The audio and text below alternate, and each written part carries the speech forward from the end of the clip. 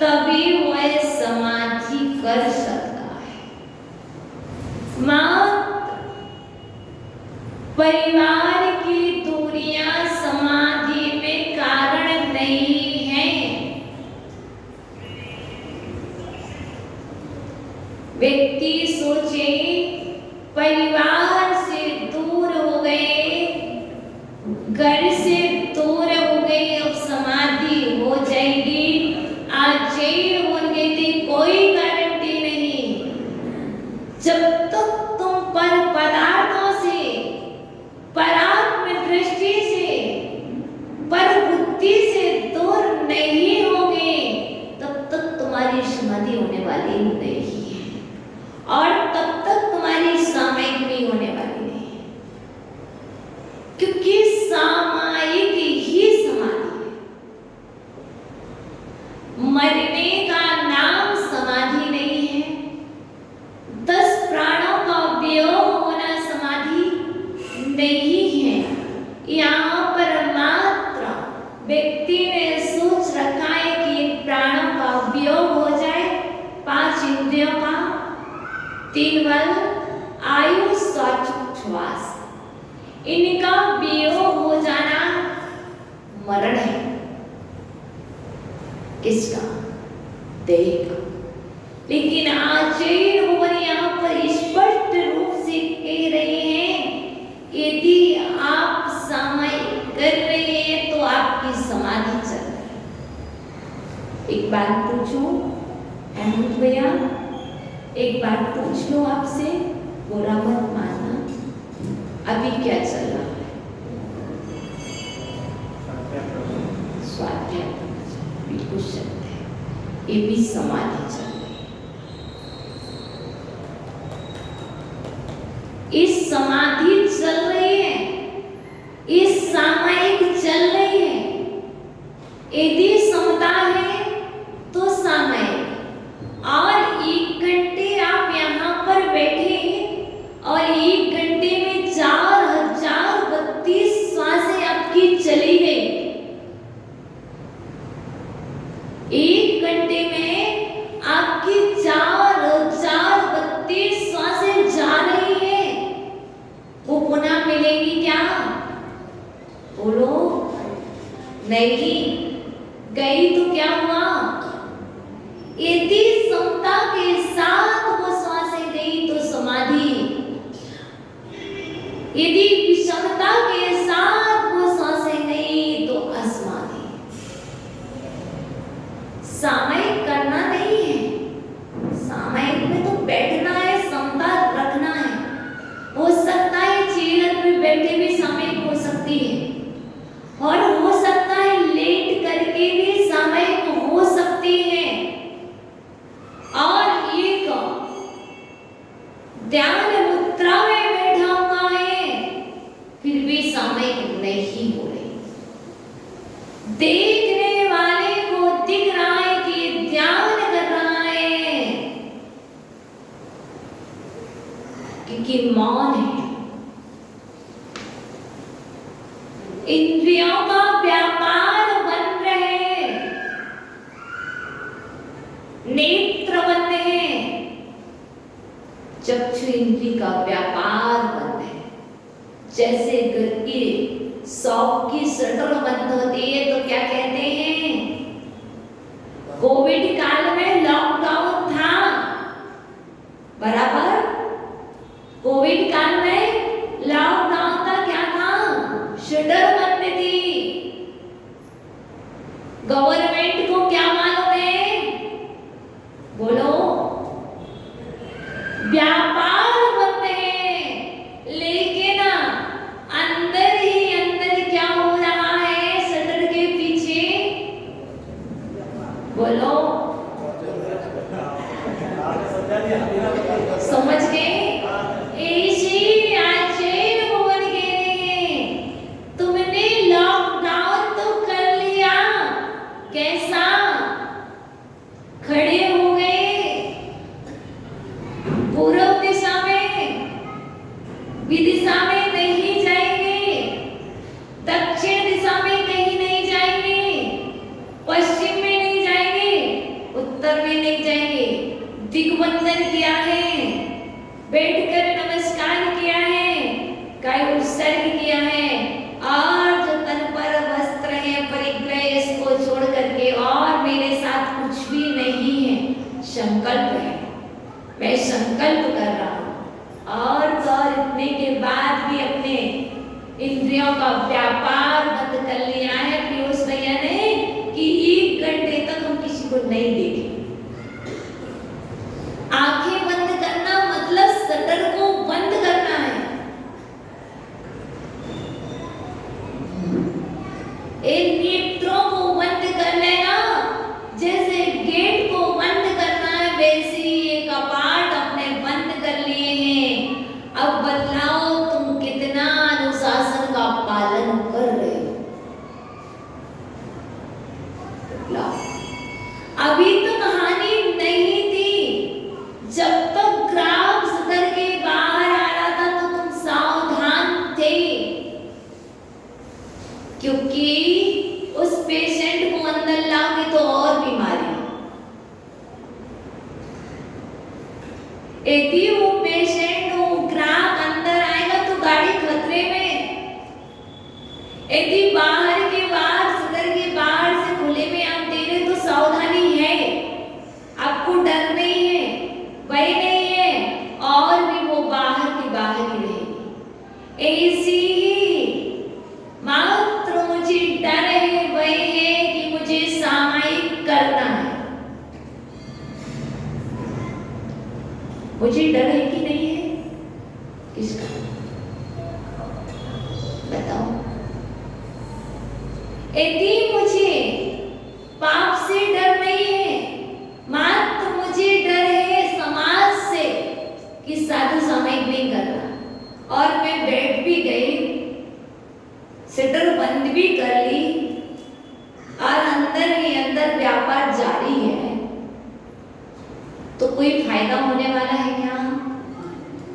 होने वाला है क्या?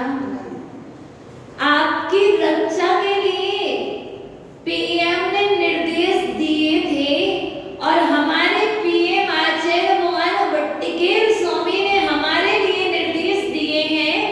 आपके लिए पीएम ने निर्देश दिए थे कि आप शटर मत खोलना, घर से बाहर नहीं निकलना। क्या कहा था? घर से बाहर मत निकलना, घर से बाहर निकलोगे रोड पर, कोई भी रोड पर ना निकले। क्या कहा था? कोई भी रोड पर बाहर ना निकले। ऐसे ही आचार्य भट्टिकेर स्वामी मूलाचार्य में, आचार्य भगवान अमित गति स्वामी भावना द्वात्रिंश शतिका में, आचार्य भगवान सोमदेव सूरी समाधि सार में, आचार्य भगवान युवती ज्ञानाकुश में एक ही बात कह रहे हैं, यदि तुम्हें समाधि साधना है, तुम्हें सामायिक करना है, तुम्हें अपना हित करना है, तुम्हें अपना मरण सुधारना है, तो तुम भी संकल्प के काल में जो आपने लॉकडाउन लगाया है, उस काल में आप बाहर ना निकलें। अर्थात नेत्रों को बंद करने का मतलब था नेत्रों का व्यापार भी बंद, मात्र काय से नहीं, मन से भी। आंख तो बंद है, पर पायल की झुंझुनाहट सुनाई पड़ रही है। आंख तो बंद है, पर चूड़ियों की आवाज आ रही है, तो मालूम चल रहा है कौन आ रहा है। कानों का व्यापार जारी है, आंखों से दिख नहीं रहा है, मात्र शब्द सुनाई पड़ रहे हैं। सामायिक कर रहे थे और शब्द सुनाई पड़ रहे हैं, तो लगता है कौन आ गया है। सिद्ध हो रहा है कि अभी सामायिक में प्रवेश नहीं हुआ है, इसलिए हम आपको बोल रहे हैं कि ये सामायिक चल रही है। क्यों? क्योंकि जब अपन सभी लोग आंखें बंद करके बैठते हैं ध्यान मुद्रा में बैठते हैं, कुछ सोचने को विचार नहीं आते तो बाहर की आवाज आती है। और प्रवचन काल में सामने वाला परोस रहा है तो मात्र आपका ध्यान वहां पर केंद्रित हो रहा है। अभी बहुत सारी आवाज आ रही, बाहर से गाड़ी भी निकल रही, बाहर कोई आवाज भी कर रहा, पर आवाज नहीं आ रही है। यदि आपका उपयोग यहाँ होगा तो आपको बाहर की आवाज सुनाई नहीं देगी। तो आचार्य मोहन कहते हैं उपयोग को केंद्रित करने का नाम सामयिक है। मात्र वो तो नाम सामयिक हो कि मैं सामयिक करता हूं, नाम निश्चित की अपेक्षा। आचार्य मोहन कहते हैं जो नाम निश्चित की अपेक्षा सामयिक है वह भाव निश्चित की अपेक्षा कब होगी। आज का प्रवचन और अभी तक के प्रवचन मात्र आपके लिए सामयिक में प्रवेश कराने के लिए, आपके लिए ध्यान में प्रवेश कराने के लिए हैं, आपके लिए समता में प्रवेश कराने के लिए हैं। आप में कितनी समता है, क्योंकि डॉक्टर भी कहता है यदि मैंने ट्रीटमेंट दिया है तो इसके बाद 8 दिन के बाद क्या प्रोसेस हुई। यदि माइनस गाड़ी है तो क्या फायदा, प्लस है तब तो फायदा है, क्योंकि ये बनिए हैं। ये कौन है? बनिए, जानते हो? नहीं जानते ना महिपाल जी? पक्के वाले बनिए, पक्के वाले बनिए हैं। ये प्रॉफिट का सौदा जानते हैं, बनना चाहते हैं कि मेरे पास 1 रुपये है तो मुझे 1 करोड़ कैसे करना। एक पक्के वाले बनिए। तो आचार्य मोहन कहते हैं यहाँ पर आप प्रतिदिन सुन रहे हो तो इसके बाद क्या बनने वाले हो, बनिए हो ना, तो बनो। क्या बन रहे हो? बनो, बनकर के दिखाओ। मात्र नाम के बनिए नहीं चाहिए, नाम के जैन नहीं चाहिए, तो महावीर जैसे बनकर के दिखाओ। तुम त्रिशला के जैसे बनकर के दिखाओ, तुम बाबा बरुदेवी के जैसे बनकर के दिखाओ, आप सिद्धार्थ के जैसे बन गए। इसलिए आचार्य मोहन सिर्फ एक ही बात कह रहे, क्योंकि हमारे पास एक क्वेश्चन भी आया है, वो भी लेना है, लेकिन आपको एक बात विशेष रूप से बतला दो। अपन तो यहाँ एक ही चीज करने आए हैं, क्या?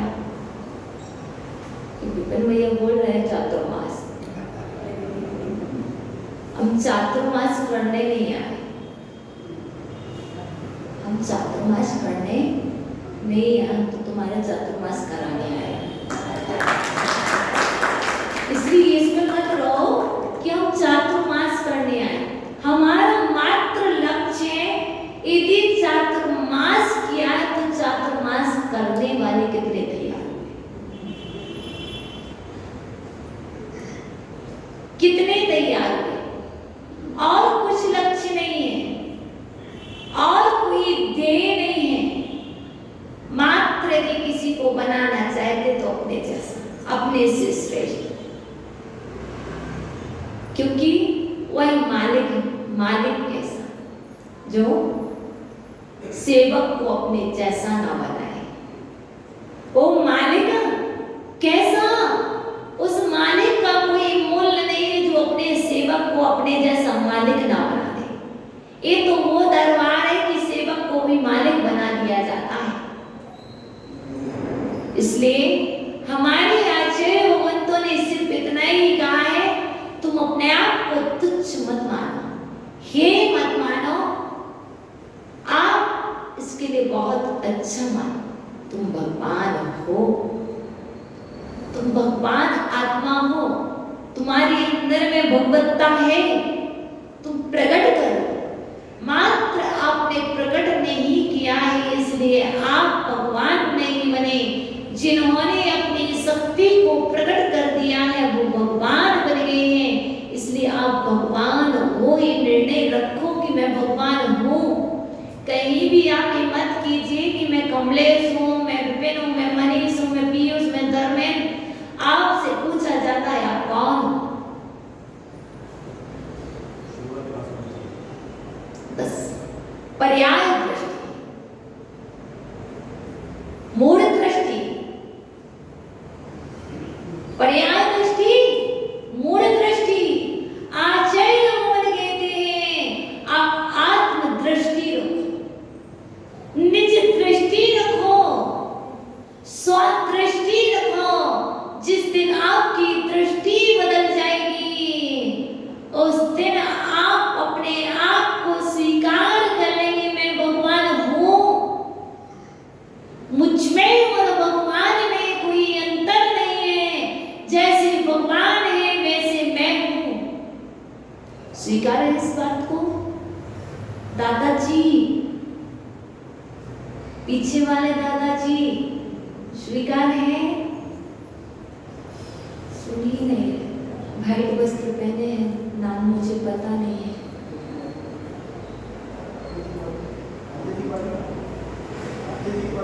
हाँ, स्वीकार है भगवान हुआ हो? कुछ बोलो तो भैया। दादाजी भगवान हुआ हो कि नहीं? स्वीकार है कि नहीं? कुछ तो बोलो, बुराई तो नहीं मेरे से। यदि बुराई होगी ना तो आज में दुखता हो जाएगी, भलाई हो जाएगी।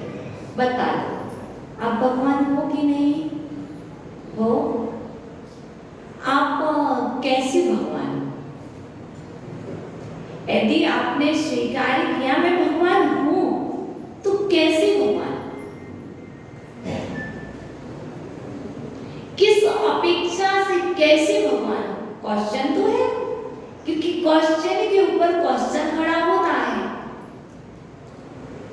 मैंने कहा मैं भगवान हूं, भावी नैगम नय की अपेक्षा मैं भगवान। मैंने कहा आप जैसे हो वैसे ही भगवान थे। भूत नैगम नय की अपेक्षा आप आदिनाथ के जैसे थे, आदिनाथ आपके जैसे थे, बराबर। और वर्तमान नैगम नय की अपेक्षा आप इंसान हो, बराबर। इसलिए क्योंकि जो आज आपका वर्तमान है वो भूत में आदिनाथ का था। नए से नए के भी भगवान है हमको। बिल्कुल शुद्ध नयों की मेहरबानी नहीं चाहिए था। शुद्ध नए की अपेक्षा, आत्मा की अपेक्षा आप भगवान आत्मा। लेकिन वर्तमान में नए व्यवहार बनाना अनिवार्य है। यदि मैंने किसी को ये नए व्यवहार नहीं बताया, यदि मैंने कह दिया झाड़ू वाले, मैंने किसी को कह दिया कपड़े धोने वाली, तो होगा क्या? लड़ाई हो जाएगी। यदि नए को जानते हो तो कहीं पर लड़ाई झगड़े का काम नहीं है। क्यों? अर्षा भाभी आप धोबिन हो, स्वीकार है?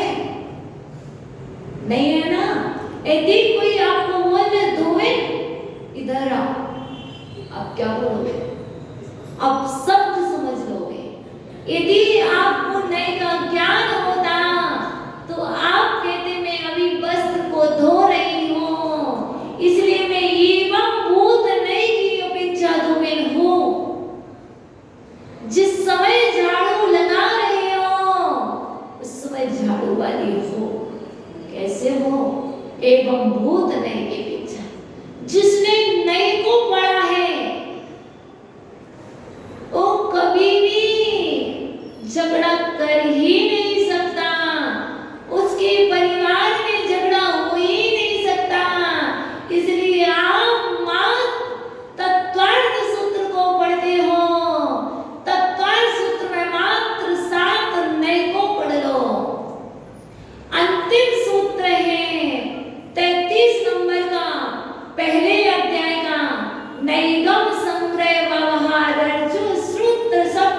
भक्तिरूढ़ैवं मुदारयः।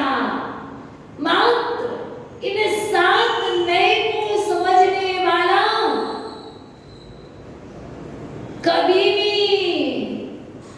किसी भी प्रकार से दुखी नहीं हो सकता है। ये तो सुख का मार्ग है और नई व्यवस्था के बिना सुख का अनुभव नहीं कर सकते हो। शाश्वत सुखी होना है, सदा काल सुखी रहना है, 365 दिन सुखी रहना है। तो आचार्य बोल के नई व्यवस्था को समझो। इसलिए बिना नई व्यवस्था के यदि व्यक्ति सुखी नहीं होता है। सुख, अच्छी बात पूछो, सत्य बताना, झूठ मत कहना। प्रदीप जी के आगे एक दादाजी बैठे हैं, बहुत प्यारे से दादाजी, बस से दादाजी एक बात सही से बताना, बिल्कुल झूठी मत बताना। आप सुखी हो कि दुखी? आप सुखी हो कि दुखी? दोनों? बस अच्छा, बाबा कह रहे मैं सुखी भी हूँ और मैं दुखी भी हूँ, ये बात मुझे स्वीकार है। पर एक बात बताओ बाबा, मैंने आपको वर्तमान प्रेजेंट काल की अपेक्षा पूछा है कि आप प्रेजेंट काल में सुखी हो या दुखी? आप भी सुखी। यहाँ पर जितने बैठे बाबा से पूछने का मतलब, यहाँ जितने भी महानुभाव बैठे वो सब कह रहे मैं वर्तमान में प्रेजेंट पोजीशन में मैं सुखी हूँ, बराबर। और ये सुख किसका है? इस सुख आया कहां से?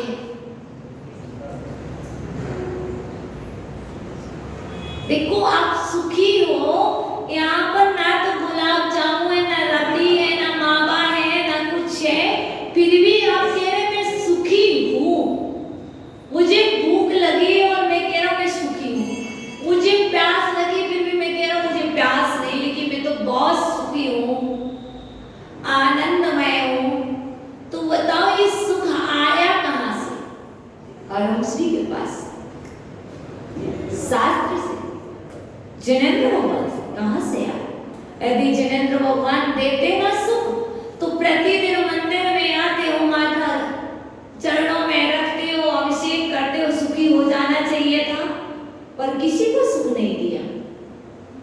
बताओ, यहाँ पर न्याय की बात चल रही है, न्याय की बात चल रही है, इसलिए यहाँ पर हम कुछ बोल नहीं रहे हैं, फिर भी आप समझना, मेरी यहाँ पर सिर्फ नई व्यवस्था चल रही है।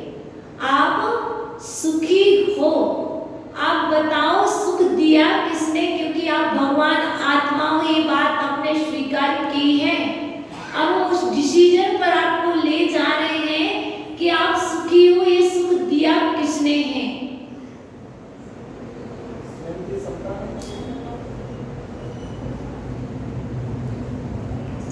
कमलेश जी बोले स्वयं की समता। एक बात बताओ, समता आई कहां से? विकल्प नहीं है, इसका मतलब क्या पहले विकल्प था? वो विकल्प का निवारण हुआ कहां से? क्योंकि बुद्धि बढ़ाना है तो ऐसे ही बढ़ेगी। समाधान तक पहुंचना है तो समाधान के पहले क्वेश्चन का समाधान, क्वेश्चन पर क्वेश्चन आएंगे।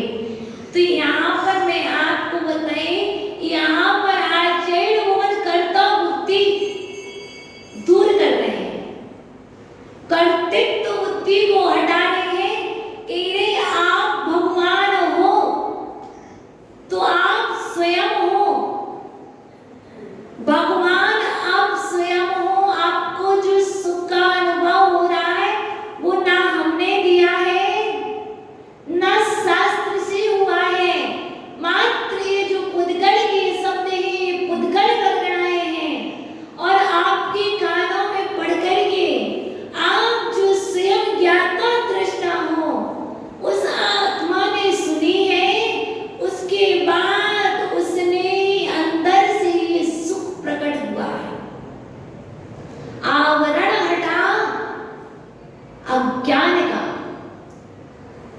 तो ज्ञान प्रकट हुआ, और ज्ञान प्रकट हुआ तो सुख हुआ। जब तक अज्ञान था, क्या बेटा दुख देता है, और पिताजी सोच रहे हैं कि मैं बेटे को डॉक्टर बनाऊं, मैं बेटे को पढ़ा लिखा करके ये बनाऊं। पिताजी भूल जाओ, भूल जाओ। कोई भी पिताजी और कोई भी माता जी, समझ रही माता हो, कोई भी माता जी किसी को कुछ नहीं बना सकते जब तक उसका स्वयं का उपादान नहीं होगा, उस बच्ची की स्वयं की योग्यता नहीं होगी, तब तक आप कितना भी पुरुषार्थ कर लेना, आप अच्छी से अच्छी जगह भी पहुंचा देना, तब भी कुछ होने वाला नहीं है। इसलिए आप सुखी हैं बाबा, तो इसमें मात्र आप ही निमित्त हैं। निमित्त कोई भी हो सकता है, पर उपादान तो स्वयं आपका है, इसमें हमारा नहीं है। सुखी होने का उपादान आपका है, और दुखी होने का उपादान भी आपका है। आप दुखी हो, उसने आकर के ऐसा बोला तो मैं दुखी हो गया, वो नहीं आते तो मैं दुखी हो नहीं सकता था। आज भगवान कहते हैं दूसरे को दोष देना बंद कर दो, एक दूसरे को दोष देना बंद कर दो। तुम्हारा उपादान कमजोर था तो तुम उसके अनुरूप हुए, यदि तुम्हारा उपादान कमजोर ना होना तो निमित्त कैसे भी मिलते, आप अपने उपादान से जीवन जीते। इसलिए यदि आप सुखी हो रहे हैं तो आप समझ के चलना कि मैं दुख से अभी प्रभावित नहीं हुआ, अज्ञान से प्रभावित नहीं हुआ। जो अज्ञान से प्रभावित हो जाता है वो दुखी हो जाता है, और जो ज्ञान से प्रभावित होता है वो सुखी होता है। तो हमें अब ज्ञान से प्रभावित होने के बाद अपनी आत्मा से प्रभावित होना है, हमें व्यक्ति से प्रभावित नहीं होना है, हमें व्यक्ति के व्यक्तित्व से प्रभावित होना है, और हमें अपनी आत्मा से प्रभावित होना है, और अपनी आत्मा से पर को प्रभावित करना है। जो भी आए, मैं तो सुखी हूँ, आप आओ तो मेरे पास जितना सुख है तुम भी सुखी रहो। और व्यक्ति के पास जो होता है वही तो दूसरे को देता है।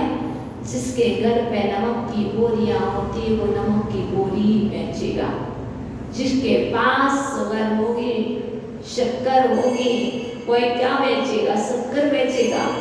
जिसके पास जो होगा वही बेचेगा, जिसके पास कपड़े की सब कपड़ा ही बेचेगा। और सोचे कि सोना चांदी दे तो नहीं दे सकता।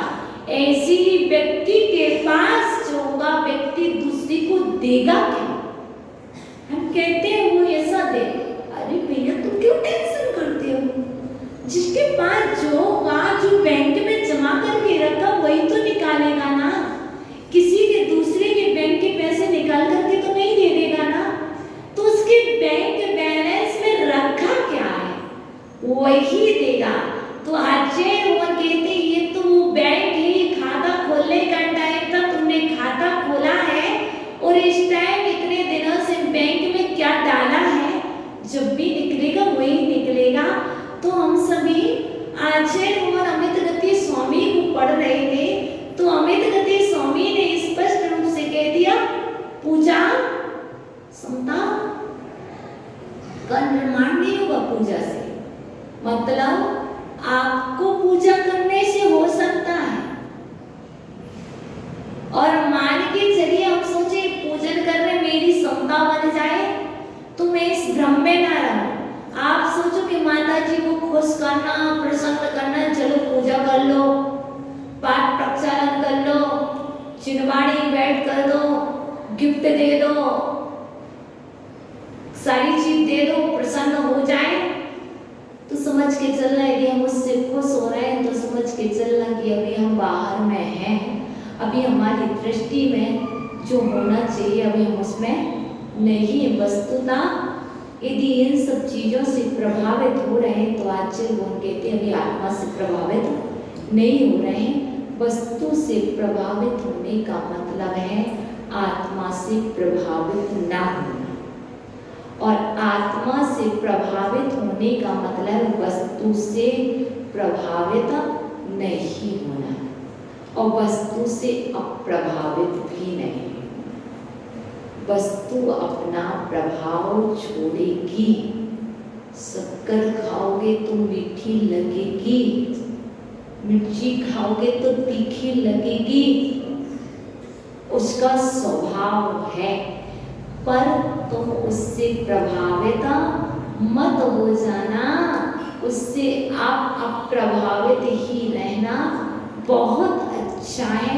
आचार्य बोल कह रहे हैं हम क्या करें, समता रखना है, समता का निर्माण करने आए हैं। सबने अपने अपने मकान बना लिए हैं, भवन बना लिए हैं, निर्माण हो गया सबका, कोई निर्माण करे शेष नहीं रहा है। हम जीवन के मात्र 25 से 30 साल बचे हैं शेष, इसमें मात्र अपना निर्माण 25 से माना कि या फिर सारी जगह हमारे यहाँ तो स्यादवाद चलता है, कथनचित कहना भूल जाए कि कथनचित, तो आप समझ लेना कि माता जी ने सर्वथा नहीं कहा, ही नहीं कहा, भी कहा है, ही नहीं कहा, भी कहा है, क्योंकि मैं पहले ही मंगलाचरण में बोल देती हूँ मैं स्यादवादी हूँ, अनेकांतवादी हूँ, या कुछ बोलती हूँ ऊपर जाके बदल जाती हूँ,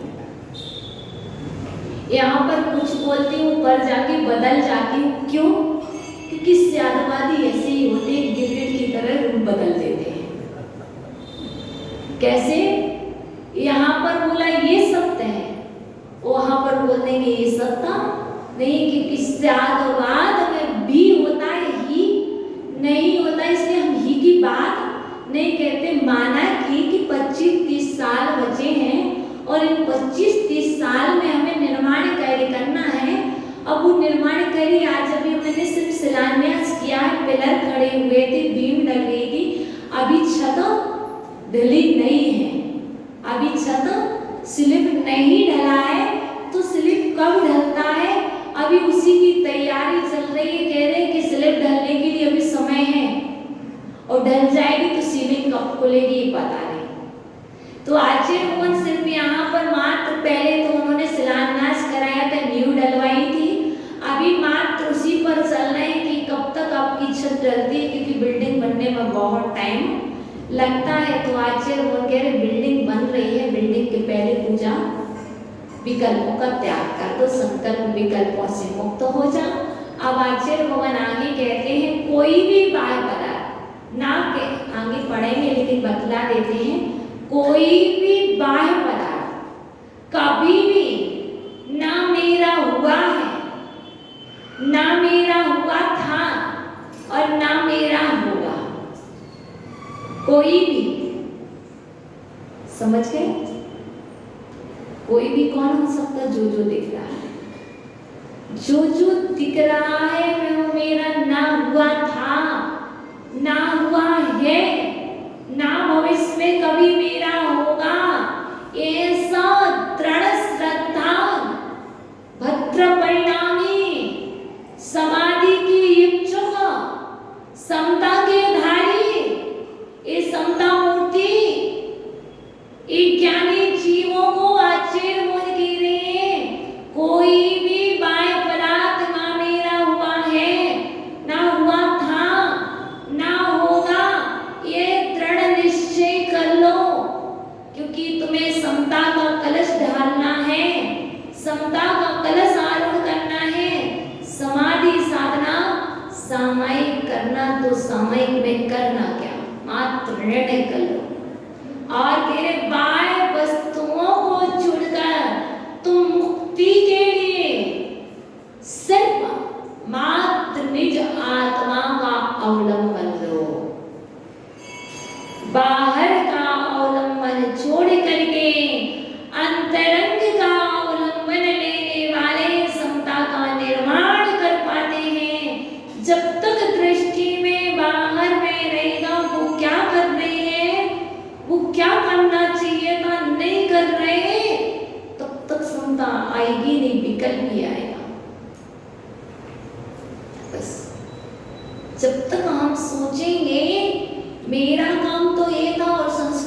का काम था कि ऐसा करना, उसने नहीं किया, तो औरंग श्री के माइंड में विकल्प।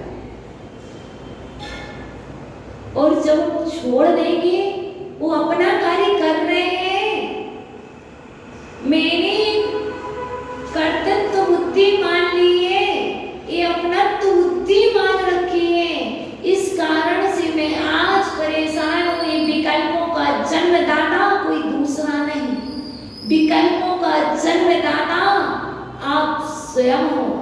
आपके जन्मदाता माता पिता हो सकते हैं,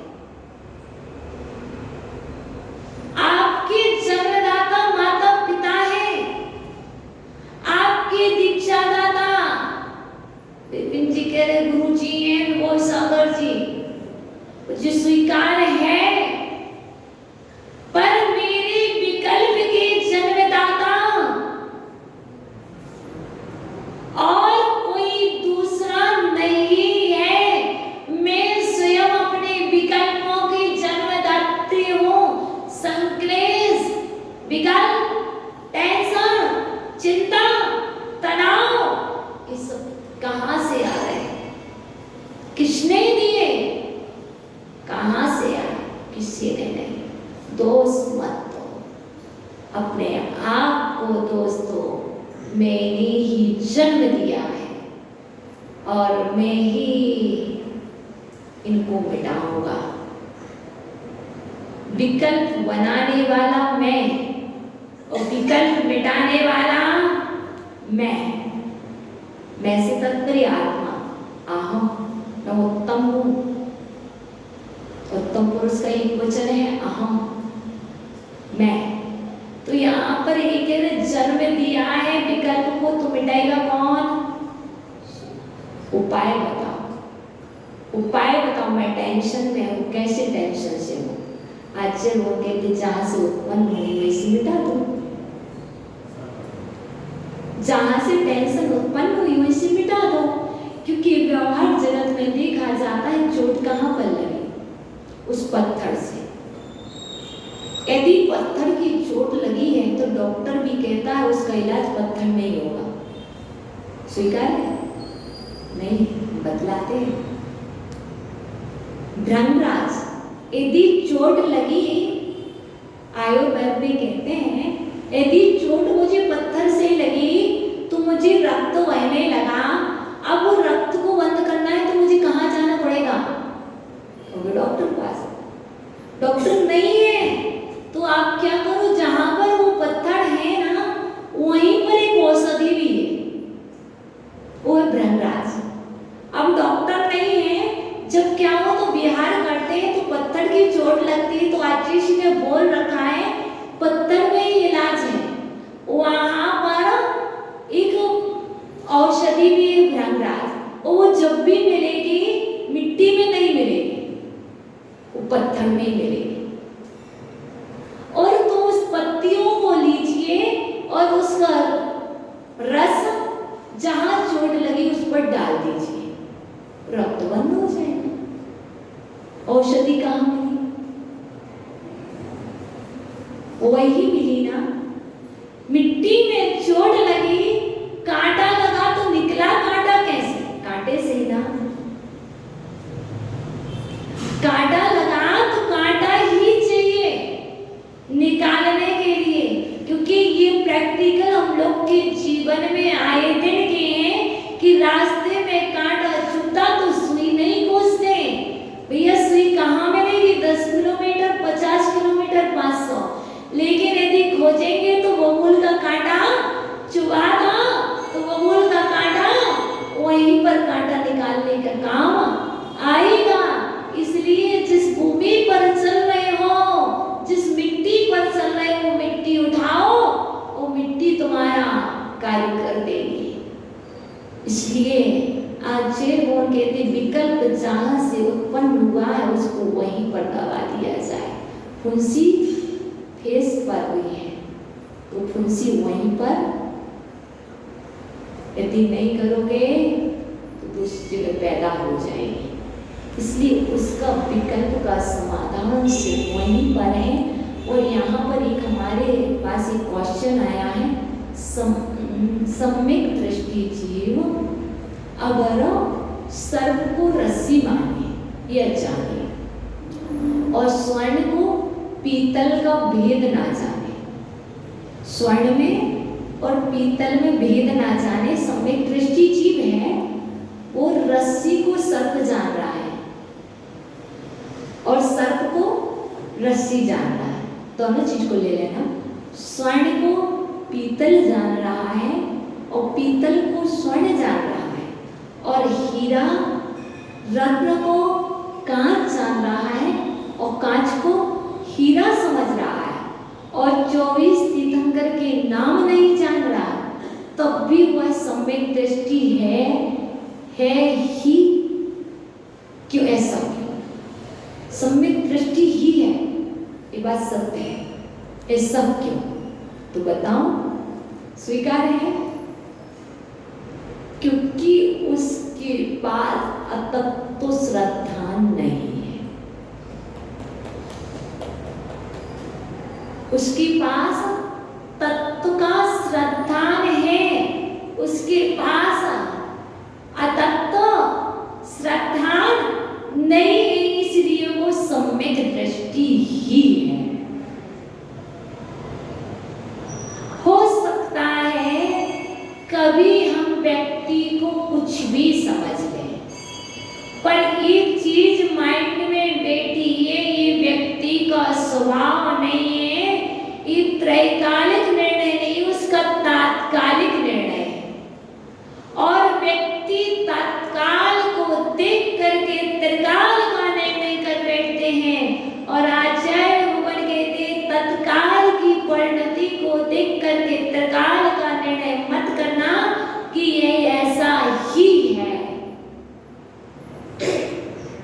क्योंकि हो सकता है हम और आप भी कांच को रत्न मान लें और रत्न को कांच मान लें, क्योंकि हमारे पास वो बुद्धि नहीं थी, वो पारदर्शिता नहीं थी, तो ये नहीं कहा जाएगा कि सम्यक दृष्टि है, सम्यक दृष्टि ही है। ये कोई इसको पेन भी कह सकता है और इसको पेंसिल भी कह सकता है, कोई कह सकता है कि ये चिनवाड़ी लिखने के लिए है और कोई कह सकता है ये सिग्नेचर करने के लिए। सबसे ज्यादा पाप यदि कहीं होते हैं तो इससे होते हैं। ये पेन है, ये पेन है, सबसे बड़ी शक्ति यदि किसी में है तो इसमें है तो इसमें, इससे चाहे तो जीव लिख करके मोक्ष पाले, संबंध निर्जरा कर ले, और चाहे तो व्यक्ति आश्रय बंद करके नरक निगोद की यात्रा कर ले। इस पेन में वो शक्ति है, इंक एक ही है, बस पेन को चलाने वाला कैसा है, पेन चलाने वाला कैसा है, इसलिए इसमें वो शक्ति है। चाहे तो सब कुछ ऐसे ही हमारे यहाँ उपदेश में वो शक्ति है कि चाहे तो वो उपदेश सुनने वाला यहाँ से बाहर चला जाए, और हो सकता है उपदेश में शक्ति है कि बाहर से व्यक्ति अंदर आ जाए।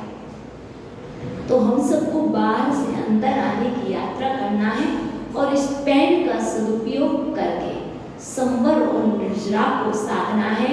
हे भगवान, वो शक्ति मुझे नहीं चाहिए, वो शक्ति मुझे नहीं चाहिए, तभी तक मेरे हाथ में शक्ति रहे, जब तक ये पेन संवर निर्जरा में सहायक हो तब तक शक्ति रहे। जिस दिन ये पेन गलत दिशा में चलने लगे, उससे पहले हाथ की शक्ति क्षीण हो जाए, वो शक्ति मुझे नहीं चाहिए।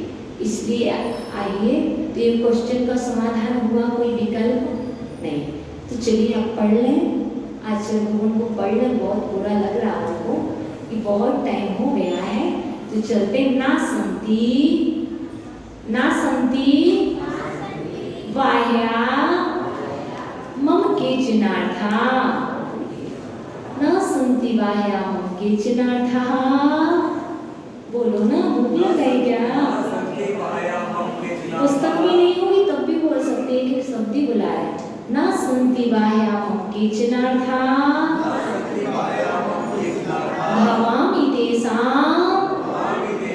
न कदाचनाहं इत्थं विनिश्चित्य विमुच्य बाह्यं स्वस्था सदा त्वं भवभद्रमुक्ते न सन्ति बाह्यामपि केचिदर्था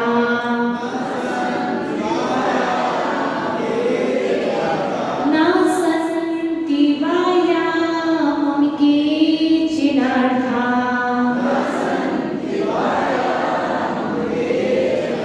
भावामि तेषां न कदाचिदहम्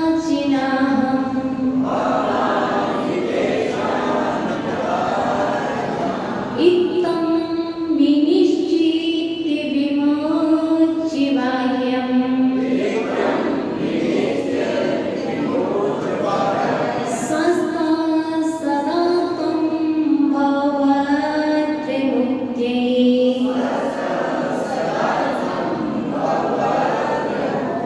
उच्चारण करना है, एक साथ करेंगे हम सभी। सन्ति बाह्यामपि केचिदर्था भावामि तेषां न कदाचिदहम् इत्थं विनिश्चित्य विमुच्य बाह्यं स्वस्था सदा त्वं भवभद्रमुक्ते। अर्थ बतला दो ना। केचन बाह्या, केचन मीन्स कोई भी, केचन कोई भी, बाह्या बाह्य पदार्थ अर्था पदार्थ, केचन बाह्या अर्था कोई भी बाह्य पदार्थ मम ना सन्ति, मम ना सन्ति फर्स्ट पंक्ति चल रही है। केचन बाह्या अर्था मम न सन्ति, कोई भी बाहरी पदार्थ मेरे नहीं है। स्त्री, बेटा, पुत्र, पुत्री, माता, पिता, मकान, गाड़ी, बंगला, वस्त्र, धन, वैभव, शरीर, जो कुछ भी दिख रहा है ये कोई भी बाहरी पदार्थ मेरे नहीं है। अच्छे रोहन कह रहे हैं, आगे कह रहे हैं, ना अहम तेषां, ना मैं उनका हूं, ना तो वो मेरे हैं ना मैं उनका हूं, क्योंकि जो बात आचार्य कुंद स्वामी समय साल की 38 नंबर कारिका में और 27 नंबर कारिका में कह रहे हैं, वही बात आचार्य अमित गति स्वामी 24 नंबर कारिका में कह रहे हैं। कोई भी बाहरी पदार्थ मेरे नहीं है और ना मैं उनका हूं। कदाचन भवामी, कदापि हूं, कदाचन भवामी, कदापि हो, तो कह रहे हैं ना। इस प्रकार दृढ़ निश्चय करके, इत्थम इस प्रकार निश्चय के, बाह्यं विमुच्य, बाह्य संपर्क को विमुच्य छोड़ करके, भद्रा ही भद्रा त्वं सदा, तुम सदा स्वस्था भव, स्वस्था भव, अपनी स्वामी अपनी स्थान स्थिर भव हो, अपनी अपनी अपनी अपनी आत्मा में स्थिर रहो। यहाँ पर अपनी कह दिया तो आप ही को समझोगे, इसलिए मैंने अपनी अपनी आत्मा में स्थिर रहो ये बात कह दी है। आचार्य मोहन को सिर्फ यहाँ पर इतना ही कहना है, विकल्प से मुक्त होने के लिए सामायिक में चिंतन क्या करें क्या ना करें। समाधि कर रहे हैं तो चिंतन क्या करूं क्या ना करूं, तो आचार्य मोहन यहाँ पर सिर्फ इतना ही कह रहे हैं, कोई भी बाह्य पदार्थ मेरे नहीं हैं और ना मैं इनका हूँ। यह पहले दृढ़ निश्चय करो, इसके बाद बाह्य वस्तुओं को छोड़ करके अपनी आत्मा में स्थिर रह जाओ। सामायिक हो जाएगी, साधना हो जाएगी, समाधि हो जाएगी, कुछ नहीं करना पड़ेगा। मात्र तुम्हें इतना ही निर्णय करना है और तुम भगवान हो। और भगवान अभी अप्रकट भगवान हो, अभी अप्रकट भगवान हो। एक दिन प्रकट रूप से भगवान बन जाओगे, पर पद्धति तुम्हें यही अपनाना होगी। आज आपके समक्ष में अरहंस श्री माता जी के भ्राता बैठे हुए हैं।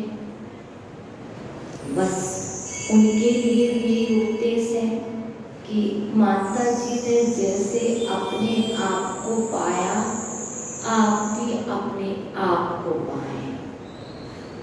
बाह्य में ना उलझ करके अपने आप में पाएं। और दूसरा दिखलाने कुछ बाहर से और भी लोग आए हैं डिंडोरी से, शायद ऊपर बैठे होंगे, आवाज़ हमारी पहुंच रही होगी। तो डिंडोरी से दिनेश जी, जैन गुरु भक्त परिवार बहुत बाकी है। हम तो डिंडोरी नहीं पहुँचे, पर हमारे पूज्य गुरुवर जब मुनि थे तब वो गए थे, तब से उस परिचय में है। और उस परिचय का आज भी ऐसा समर्पण व्यक्ति का बहुत अच्छा कि वो एक अद्भुत था जो व्यक्ति को धर्म से जोड़ा। तो एक बार वो तीनों भैया आ गए हैं, हमको प्यार से स्नेह से दिनेश जी नहीं बोलते हैं, इनको तीनों भैया बोलते हैं। जब आप इनके अद्भुत अलौकिक व्यवहार के अनुभव सुनोगे तब आपको लगेगा कि माता जी जो भी बात कहती है सही कहती है। शाम की क्लास में जो भी आपको उपाय बतलाते हैं कि ये सारी चीज़ें ऐसी घटनाएं घटती हैं, कभी भी तो इनके समाधान क्या है। हम लोगों के जीवन में माता जी नहीं थे, दीदी थे, लेकिन हम लोगों के अच्छी प्रैक्टिकल हुए हैं। और जब भी सहारा मिला है तो मात्र स्तोत्र, भक्ति, पाठ, इसका ही सहारा मिला है। तो ऐसे ये तीनों भैया ने अपना साहस नहीं हटाया। कोई व्यक्ति डरता है, भय खाता है, लेकिन श्रद्धा